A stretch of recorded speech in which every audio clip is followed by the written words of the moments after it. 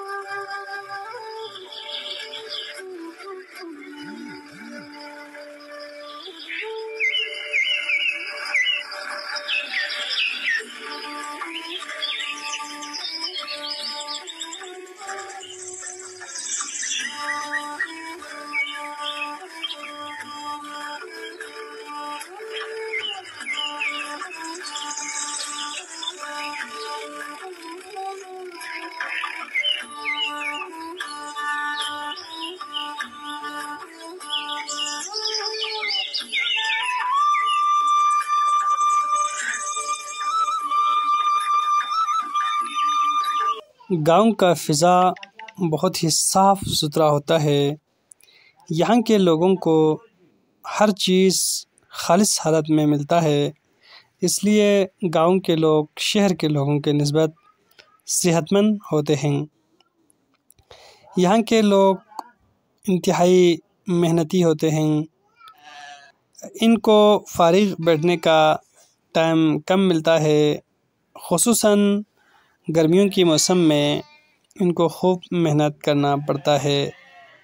खेतों में काम करना, खेतों को पानी देना, फसल कटाई करना, भेड़ बकरियों को देखना, इनका दूध दोना, खाना पकाना और दीगर कामों को देखना, वो किसी न किसी तरह मसरूफ़ रहते हैं।